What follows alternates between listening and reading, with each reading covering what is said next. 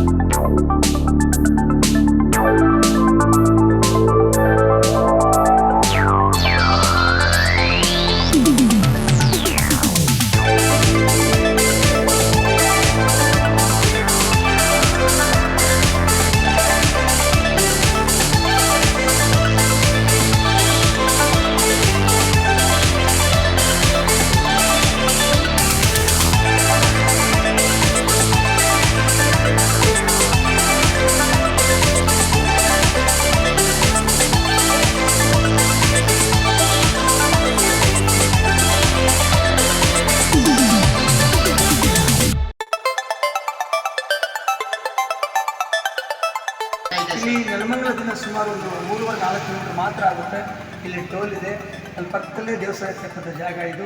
ನಾನು ಕೂಡ ಒಬ್ಬ ಭಕ್ತ ಇಲ್ಲಿ. ನನ್ನ ಪಕ್ಕದಲ್ಲಿ ನನ್ನ ಗ್ರಾಮ ಮುಂಚೆಯಲ್ಲಿ ನನ್ನ ಗುರುನಲ್ಲಿ ಸದಸ್ಯ ಕೂಡ ನಾನು.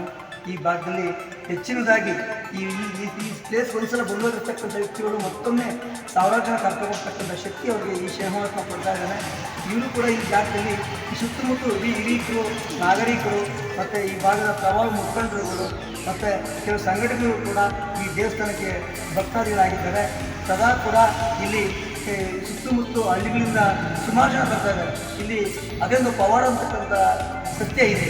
ಸತ್ಯ ಇರೋದ್ರ ಸಹಿತ ಸಾವಿರಾರು ಸಂಖ್ಯೆಯಲ್ಲಿ ಬಂದ್ಬಿಟ್ಟು ಇವತ್ತು ಮಹಾಶಿವರಾತ್ರಿ ಅನ್ನೋದ ಪ್ರಯುಕ್ತ ಊಟದ ಉಪಚಾರ ಎಲ್ಲವೂ ಕೂಡ ಭಕ್ತಾದಿಗಳು ನೆರವೇರಿಸ್ಕೊಟ್ಟಿದ್ದಾರೆ. ತುಂಬ ಚೆನ್ನಾಗಿ ನಡೀತಾ ಇದೆ.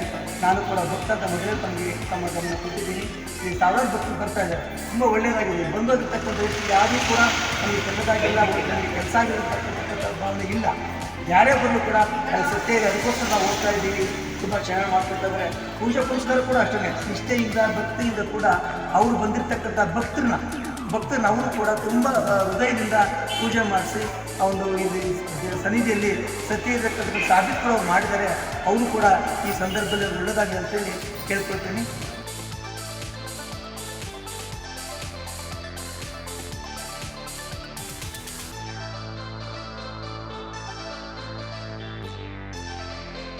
ಇವರೇ ನಮ್ಮ ದೇವಸ್ಥಾನದ ಅರ್ಚಕರು, ಪ್ರಧಾನ ಅರ್ಚಕರು.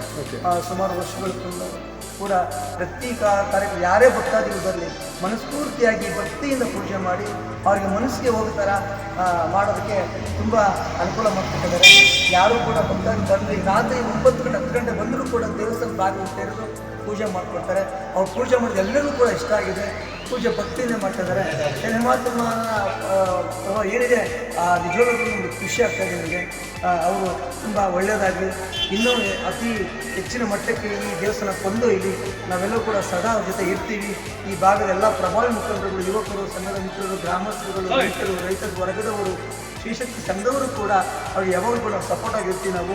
ಇದ್ದಾರೆ ಅವೆಲ್ಲ ಒಳ್ಳೆಯದಾಗಿ ಇವತ್ತು ಮಹಾಶಿವರಾತ್ರಿ ಹಬ್ಬದಂದು ಎಲ್ಲ ಭಕ್ತಾದಿಗಳು ಕೂಡ ಒಳ್ಳೆಯದಾಗಲಿ ಅಂತೇಳಿ ಈ ಸಂದರ್ಭದಲ್ಲಿ ಮಾತಾಡೋ ಅವಕಾಶ ಕೊಟ್ಟಂಥ ಎಲ್ಲರಿಗೂ ಹೊಂದಿಸ್ತಾ ನನ್ನ ಮಾತನ್ನು ಮುಗಿಸ್ತಾ ಇದ್ದೀನಿ.